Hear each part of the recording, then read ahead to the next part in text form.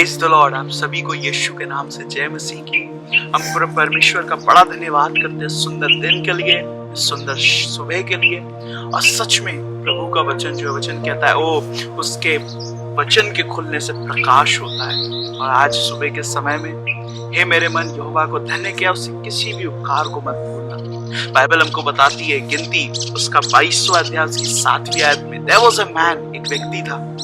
And the Bible says, वचन कहता है that he tried to trick God, उसने परमेश्वर को झांसा देने की कोशिश की। Can you believe it? क्या आप इस पर विश्वास कर सकते हैं कि कोई परमेश्वर को भी झांसा दे सकता है? क्योंकि बाइबल तो यो कहती है कि जीवते परमेश्वर के हाथ में पड़ना भयानक बात है, लेकिन तो भी इसने प्रभु को झांसा देने की कोशिश की। वचन हमको बताता है गिनती उसके 22वें अध्याय की 7वीं आयत में बेलाम के विषय में। बेलाम आखिर था कौन? वचन हमको बताता है ये परमेश्वर का दास था, ये परमेश्वर का जन था, ये एक भविष्यवक्ता था। लेकिन बाइबल कहती है ये प्रभु को ही झांसा देने निकल गया। वचन हमको बताता है इसकी स्टोरी में, वचन कहता है एक राजा आया, उसका नाम बिलाक था। और वचन कहता है बिलाक के साथ मिलकर ये परमेश्वर को झांसा देने की कोशिश करने लगा। उसने कहा जब बिलाक के लोग आए, उन्होंने कहा कि आओ इजराइलियों को हम लोग श्राप देते हैं। तो वचन कहता है बिलाम ने कहा कि कोई बात नहीं, मैं बिल्कुल तैयार हूँ श्राप देने के लिए। उस वचन कहता है उन्होंने उसको पैसा ऑफर किया, वो तैयार हो गया। उसने कहा कोई बात नहीं, मुझे पैसा तो मिल रहा है, मेरा काम बनना चाहिए। वचन कहता है उसने परमेश्वर को झांसा देने की कोशिश की। आज कई बार इस जीवन में रहते हुए प्रभु को झांसा देते हैं, लेकिन बाइबल आपको 5 ऐसी बातें बताती है जब आदमी प्रभु को झांसा देने निकलता है। चंद पैसों के लिए, चंद चीजों के लिए, चंद सुख के लिए। छोटा सा सुख मेरा और आपका जीवन छीन सकता है। बाइबल हमको बताती है द बाइबल सेज, वचन हमको बताता है 2 तिमोथी उसका 3 अध्याय 6 आयत में कि ऐसे भी हैं जो लोगों के घर में घुस आते हैं, इस कॉन्फिडेंस में आते हैं और उनकी महिलाओं को, उनके बच्चों को, उनके जवानों को वे अपने झांसों में ले लेते हैं। बाइबल हमको बताती है अंधकार की शक्तियां यूं ही घरों में नहीं आती, शैतान यूं ही घरों में नहीं आता। उसे इल्लीगल एंट्री हम और आप देते हैं, उसे अवैध घुसपैठ हम करवाते हैं। हर वो उत्तम आशीष, उत्तम वरदान वचन कहता है प्रभु की ओर से आता है। लेकिन आपको मालूम है जब मैं और आप पाप करते हैं, जब हम गुनाह करते हैं, तो वचन कहता है हम अंधकार को इल्लीगल एंट्री देते हैं, हम शैतान को इल्लीगल एंट्री देते हैं चंद सुख के लिए। क्या मैंने अपनी धार्मिकता बेच दी? क्या चंद बातों के लिए? वचन कहता है बेलाम ने, वचन कहता है प्रभु को झांसा देने की कोशिश की, तो वचन कहता है उसका गधा भी बोलने लगा। मैं आपको बताना चाहता हूँ आज सुबह के समय में कई अंधकार की शक्तियां आज घरों में बैठी हैं। आपको मालूम है क्यों? क्योंकि हमने उसे अवैध घुसपैठ कराया। वचन कहता है ऐसे भी हैं जो घरों तक घुस आते हैं, वे घरों तक घुस आते हैं झांसा देने के लिए, चीजें बताने के लिए। मैं आपको बताना चाहता हूँ डीमंस यूं ही नहीं आते, उन्हें अवैध घुसपैठ मैं और आप कराते हैं। और जब अवैध घुसपैठ शैतान करेगा ना, इसी स्टेज को वचन कहता है भजन संहिता उसके 118 में दाऊद ने इस बात का वर्णन किया कि उन्होंने मधुमक्खियों के समान मुझे घेर लिया है। डीमंस ने मेरे लाइफ पर अटैक किया है, जस्ट लाइक बीज, मधुमक्खियों के समान। और बाइबल हमको बताती है, परमेश्वर का वचन हमको बताता है जब शैतान जीवन में इल्लीगल एंट्री कर लेता है, जब शैतान जीवन में अवैध घुसपैठ कर लेता है, तो वचन हमको बताता है सेकंड आप निकालेंगे इस समय मेरे साथ नीति वचन उसका 11:1 में वचन कहता है कि झूठा बैलेंस, झूठी साक्षी, झूठी बातें परमेश्वर के लिए अबॉमिनेशन है। और जब शैतान अवैध घुसपैठ करता है ना, तब आदमी को उसी पाप में मजा आने लगता है। फिर उसके लिए हर चीज सही लगने लगती है, हर बात सही। फिर वो बात कितनी भी गलत हो, आदमी को सही ही अच्छा लगने लगता है, बुरा ही अच्छा लगने लगता है। लेकिन वचन यो कहता है कि ये परमेश्वर के लिए एक अबॉमिनेशन है, परमेश्वर के लिए गुनाह है। और मैं आपको बोलना चाहता हूँ आज अगर हम गलत वजन तौल रहे हैं, अगर हम झूठी बात कर रहे हैं, तो ये मत सोचिएगा कि अगर मैं 10 रुपए ज्यादा कमा लूंगा तो मैं बहुत खुश रहूंगा। ऐसी बात नहीं है। वचन कहता है हग्गई में कि तू छेद वाली थैली में तो अपने पैसे को रखेगा, वो आशीष तो तुझ पर होगी नहीं, तेरा पैसा तो नहीं बच पाएगा।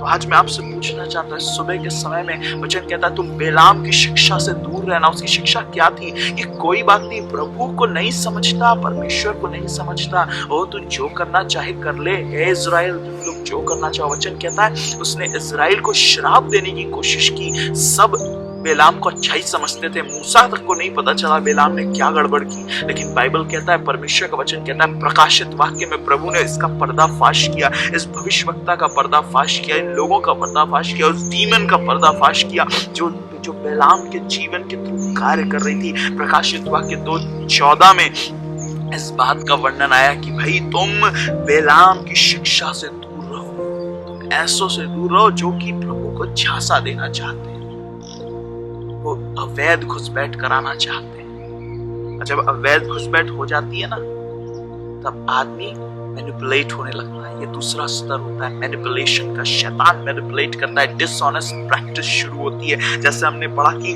डिसऑनेस्ट प्रैक्टिस जो है, गलत वजन जो है, परमेश्वर के जो लेखे में अबॉमिनेशन है, वचन हमको बताता है। उसी प्रकार से नीति वचन उसका 21:6 में वचन कहता है कि फॉर्च्यून जो है, जो झूठी जो जुबान है, वचन कहता है वो एक सांप के समान होती है, एक सांप के समान होती है, वो काटती है। जब आदमी मैनिपुलेट होता है, जब आदमी अंधकार उसको पकड़ता है, शैतान उसको इस्तेमाल करने लगता है, तो आदमी मैनिपुलेट होना शुरू होता है।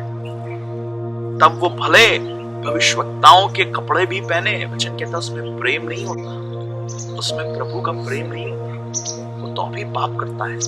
तो वचन हमको कहता है नीति वचन 21:6 में कि झूठी जुबान हो जाती है जैसे कि सांप का स्नेर हो, सांप का फंदा हो, वैसी हो जाती है। हम अपनों को दुख देने लगते हैं। शैतान यह मैनिपुलेशन करता है।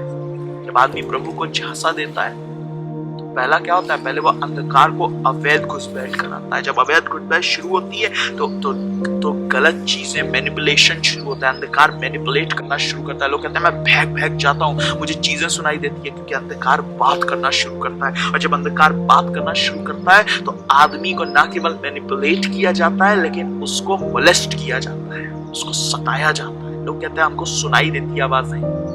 मरकुस उसके 5वें अध्याय में लिखा है वो आदमी कब्रों में सोया करता था। कभी सोचा कि कोई आदमी कब्र में कैसे सो सकता है? इसलिए सोया करता था क्योंकि अंधकार की शक्तियां उसे प्रताड़ित कर रही थी। शैतान उसका मजा उठा रहा था, डीमंस उसका फायदा उठाने लगे थे।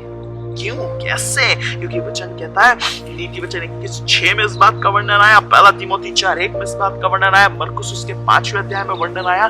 जब आदमी शैतान को अलाउ करता है, हम अंधकार को अलाउ करते हैं, और वचन कहता है जब ये चीजें होना शुरू होती है ना, जब मोलेस्टेशन शुरू होता है, जब शैतान मोलेस्ट करेगा, प्रभु को तो आप पहले ही झांसा दे चुके हो। चंद सुख के लिए आपने अपनी धार्मिकता प्रभु के लिए आपने बेच दी।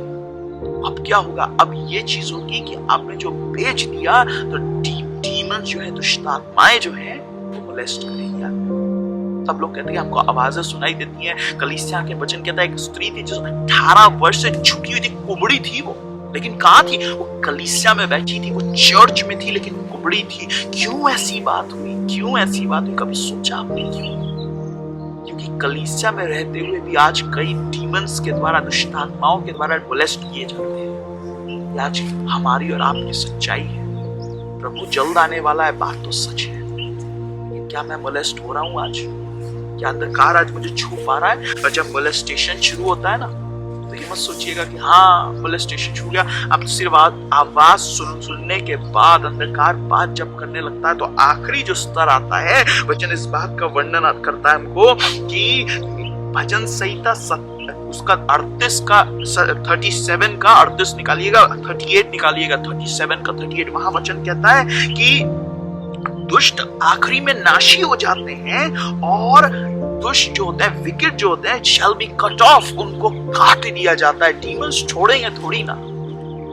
क्या परमेश्वर को झांसा देकर कभी कोई स्वर्ग पहुंच पाया है? कदापि नहीं, बिल्कुल भी नहीं। उसका अंत तो यही है। वचन जो कहता है मरकुस 5 में, आदमी सुअरों के समान लौटता है। वचन कहता है वो कब्रों में रहता था, अपने आप को मारता था, सेल्फ हर्ट करता था। शैतान आखिरी में जीवन ही तो लेना चाहता है। और इस सुबह के समय में अगर मैं और आप आज प्रभु को झांसा देने जा रहे हैं ना, आज मौका है कि हम अंधकार को बिल्कुल मौका ना दें। आज प्रभु के लिए हम कुछ बेहतर काम करें, हम प्रभु के लिए कोई अच्छा काम करें।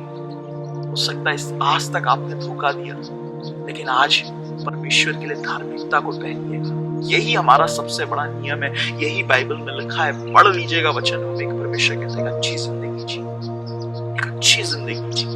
प्रभु तेरे जीवन में कार्य करना चाहता है। जिन कहता है तू बिलाम की शिक्षा पर मन मत लगाना, ये मत सोचना प्रभु तो सोया हुआ है, उसे नहीं दिखाई देगा। प्रभु की आंखें सब कुछ देखती है, प्रभु सब कुछ देख रहा है। और यदि आज आप सोच रहे हो कि हाँ सही बात है, अगर आज अंधकार आपको सता रहा है ना, प्रभु आपको मौका देना चाहता है। अगर आप वचनों को सुन रहे हो, मैं चाहता हूँ अपनी आंखों को आप बंद करो, अपने सरों को झुकाओ और प्रभु से मांगना इस समय कि हे परमेश्वर, मेरे मन को, मेरे हृदय को, मेरी आत्मा को, मेरे प्राणों को प्रभु तू छू ले। और आज प्रभु मुझे अंधकार से तू आजाद कर। मैं तुझे चंद सुख के लिए प्रभु मैं अपनी धार्मिकता नहीं बेचूंगा, मैं अपने जीवन को नहीं बेचूंगा। परमेश्वर प्रभु तू अपने आप को मैं तेरे हाथों में सौंपता हूँ। हालेलुया रेबक्लमान दिनमय शक्लमान सिरिलिया बाराबा।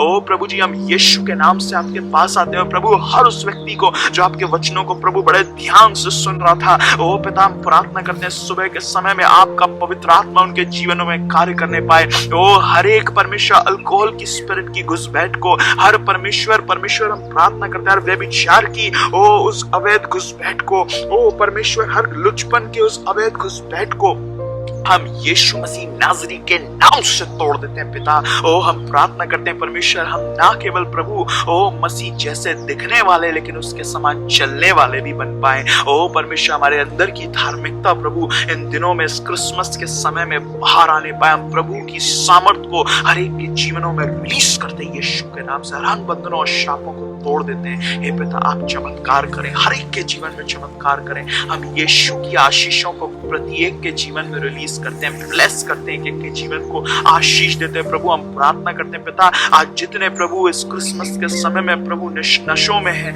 तकलीफों में, परेशानियों में, दुष्ट आत्माओं से पीड़ित है, आपके दास सुनाते हैं, हम आपकी सामर्थ को उनके जीवनों में रिलीज करते हैं। यीशु के नाम से बंधनों और श्रापों को तोड़ देते हैं पिता। हम हर एक के जीवन को आशीष देते हैं, ब्लेस करते हैं। इस दुआ को यीशु के नाम से मांगते पिता, सुनो कबूल करें। आमीन। प्रभु आप सभी लोगों को आशीष दें। और यदि आप चाहते हैं कि प्रभु आपके द्वारा कई औरों के जीवन में भी कार्य करें, जरूर इस वीडियो को शेयर करिएगा। प्रभु आप सभी लोग को आशीष दें। God bless you.